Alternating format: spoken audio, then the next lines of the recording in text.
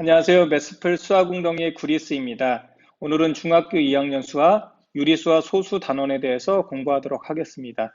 유리수와 소수 단원은요, 중학교 1학년 때 배웠던 소인수분해, 정수와 유리수 단원과 관련이 있고요. 앞으로 배울 중학교 3학년 제곱근과 실수 단원과 관련성이 있다고 할 수 있습니다.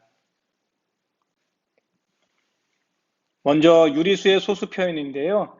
이 단원의 학습 목표로는 순환소수의 뜻을 안다. 그리고 분수가 주어지면은 유한소수인지 순환소수인지를 찾을 수 있고 그것을 활용해서 적용할 수 있는 것이 목표가 되겠습니다. 먼저 전체적인 설명을 하기 이전에요. 소수와 분수에 대한 개념을 먼저 설명을 하겠습니다. 소수나 분수는 수의 표현 방법입니다. 예를 들어서 2분의 1이라고도 쓸 수가 있고요. 2분의 1을 0.5라고 쓸 수가 있죠. 어떤 수가 주어지면 그것을 정수의 비율의 형태인 2분의 1 분수로 쓸 것이냐 아니면은 0.5 소수의 형태로 쓸 것이냐 이것이 수의 표현 방법이고요. 그렇다면 우리가 지금까지 배웠던 수에는 어떤 것이 있는지를 먼저 짚고 넘어가는 게 중요할 것 같습니다. 먼저 자연수인데요. 자연수는 n이라고 합니다. 자연수는 인류가 수를 받아들이면서 처음에는 1이라는 숫자만 있어도 충분했지만 사회와 문명이 발전함에 따라서 큰 수가 더 필요하게 되었고요. 그로 인해서 자연적으로 얻게 된 것이 바로 자연수입니다. 자연수는 1, 2, 3, 4, 5 무한히 이렇게 나갈 수 있는 것이죠. 그러다가 인류에서 또 큰 사건이 하나가 일어났죠. 영의 발견입니다. 그럼 영의 발견이 왜 큰 사건이냐면요. 자연수 같은 경우는 기준점이 1이었는데 0이 발견되면서 기준점이 달라집니다. 기준점이 0이 돼서 자연수는 1, 2, 3, 4, 5 무한히 나가잖아요. 근데 0을 발견하면서 기준점이 달라졌기 때문에 우리는 반대 방향을 생각할 수 있게 된 것이죠. 그래서 음의 방향을 생각하게 돼서 처음에는 이렇게 쓰지 않지만 나중에 결과적으로는 마이너스 1, 마이너스 2, 마이너스 3 합쳐서 정수, 양의 정수, 음의 정수 0, 기준이 되는 0 해서 합쳐서 정수라고 하고요. 다음은 사회가 또 발전함에 따라서 이제는 이제 0하고 1 사이에 중간의 값이 필요하게 되었습니다. 그래서 우리는 0과 1 사이의 값인 2분의 1, 또 0과 2분의 1 사이의 값인 4분의 1, 이렇게 해서 0과 1 사이에 무수히 많은 정수의 비율의 수가 있다는 것을 알게 되었고요. 그것이 바로 유리수가 되는 것입니다. 유리수는 우리가 Q라고 나타내고요. 그리고 우리가 중학교 2학년 때까지는 유리수까지 배우지만 중학교 3학년 올라가면 무리수를 배우게 됩니다. 무리수는 I라고 하고요. 유리수와 무리수의 차이는 유리수는 이치에 맞는 수고요. 무리수는 이치에 맞지 않는 수고. 그래서 이치에 맞는다는 것이 어떤 것을 의미하냐면은 유리수는 B분의 A꼴로서 B가 0이 아니고 A, B가 서로서인 정수이다. 이러한 꼴로 쓸 수 있으면 유리수인 거고요. 쓸 수 없는 것을 무리수라고 합니다. 정수의 비율로 쓸 수 있는 것이 어떤 것이 있느냐? 바로 2분의 1, 3분의 2 이런 것들이 유리수에 들어가는 것이죠. 그럼 정수의 비율의 수로 쓸 수 없는 무리수는 파이요. 파이는 3.14259 하면서 무한소수인데 어떤 규칙성이 없는 순환하지 않는 무한소수인 거죠. 그리고 예를 들어서 1.423571 뭐 하면서 나가는데 소수점 이하에 순환하지 않는 이러한 것들이 바로 무리수가 된다는 것이고요. 유리수와 무리수를 합쳐서 실수가 되고 기본적인 상황이나 문제 해결에 특별한 이유가 없는 한 실수 범위 안에서 해결을 하면 되겠습니다. 이러한 그 수의 모임에 대해서 기본적으로 여러분들이 알아야 되고요. 그리고 그런 것을 표현하는 방법이 바로 소수와 분수로 표현을 할 수 있다는 겁니다.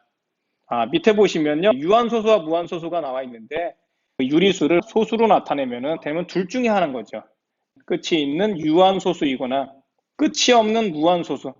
끝이 없는 무한소수이면은 항상 순환소수가 되는 것이죠. 그래서 2분의 1 같은 경우는 0.5잖아요. 이런 것을 우리가 유한소수라고 하고요. 3분의 1은 0.3333. 끝이 없는 무한소수이면서 순환소수인 거죠. 정수의 비율의 수인 분수는 소수로 나타내게 되면 둘 중에 하나가 되는 것이죠. 끝이 있는 유한소수이거나 끝이 없는 무한소수면은 이 경우에는 순환 마디가 존재하는 순환소수가 된다는 것이죠. 순환 마디와 순환 소수 조금 더 설명을 드리도록 하겠습니다. 일반적으로 순환 소수인 경우에는 순환 소수 표현 방법에 맞춰서 0.3하고 순환하는 부분에 대해서 우리가 점을 위에 붙입니다. 그리고 읽을 때는 순환 소수 0.3이라고 읽고요. 이 3이 그러니까 반복되는 구간을 순환 마디라고 합니다. 예를 들어 0.273, 273 순환 마디가 273이라고 한다면은 이것을 표현할 때 0.273이라고 하고요. 맨 앞에 순환 마디 위에다가 점을 찍어주고 맨 뒤에 순환 마디 위에다가 점을 찍어줘서 순환 마디 0.273이라고 읽습니다. 다음은 유리수를 분수의 형태인데 소수로 고치면 둘 중에 하나인 거죠. 하나는 끝이 있는 유한소수이거나 또는 끝이 없이 무한히 나가면 반드시 순환소수가 되죠. 그렇다면 어떤 것이 유한소수가 되고 어떤 것이 순환소수가 되는지 그것에 대한 구분이 중요한 것이죠. 그래서 정수의 비율의 수인 분수가 있다면 그것이 유한소수인지 순환소수인지 구분하는 방법에 대해서 배워야 되는 것이죠. 밑부분에 보시면은 유한소수를 나타낼 때는 정수가 아닌 유리수를 기하분수로 나타낸다. 첫 번째 조건은요. 분수가 기하분수 형태여야 되고요. 그 다음에 분모의 소인수가 2 또는 5분일 때 그 분수는 유한소수로 나타낼 수 있다. 그렇다면 왜 이런 경우만 유한소수가 되는가? 자릿수를 고려해야 되는 것이죠. 0.42라는 유한소수가 있습니다. 0이라는 것은 1의 자리고요. 4라는 것은 10분의 1의 자리에 4가 되는 것이고요. 더하기 2라는 것은 10의 제곱분의 1의 자리에 2가 되는 것이죠. 우리가 기본적으로 소수를 쓰게 되면요. 그 소수는 십진법의 수인 거죠. 십진법의 수이기 때문에 자릿수가 다 존재를 합니다. 그래서 주어진 분수에서 자릿수를 고려할 수 있다면 그것은 유한소수가 되는 것이거든요. 위에 문제에서 실제적으로 유한소수가 되는지를 확인해 보도록 하겠습니다. 5분의 3이라는 분수가 있는데 기하분수 형태죠. 이것을 자릿수를 고려해서 10의 거듭제곱의 형태로 나타낼 수 있느냐는 거죠. 그래서 분자분모에 똑같이 2를 곱해주면 10분의 6이 되는 것이죠. 그래서 6이 10분의 1의 자리에 6이 있기 때문에 당연히 자릿수를 고려하니까 유한소수가 되는 것이죠. 3분의 1이라는 숫자가 있다고 합시다. 그럼 3분의 1 같은 경우는 10의 거듭제곱 형태, 세모 곱하기 10의 a제곱분의 1의 형태로 고칠 수가 없죠. 10의 거듭제곱의 형태로 고칠 수 없다는 것은 이 수는 소수점 이하의 끝이 있는 유한소수로 나타낼 수가 없는 것이죠. 그래서 이러한 것은 무한소수가 되고요. 무한소수가 되면 반드시 순환소수가 된다는 것입니다. 순환소수인지 유한소수인지 확인하는 방법은 기하분수 형태로 분모의 소인수가 2 또는 5만을 가졌을 때 유한소수라고 하지만 중요한 것은 바로 자릿수를 고려할 수 있느냐. 소수 자체도 십진법의 수이기 때문에 소수점 이하에도 다 자릿수가 있는 것이죠. 그래서 10의 거듭제곱 형태로 쓸 수 있느냐가 바로 유한소수와 순환소수를 구분하는 방법이라고 보시면 되겠습니다.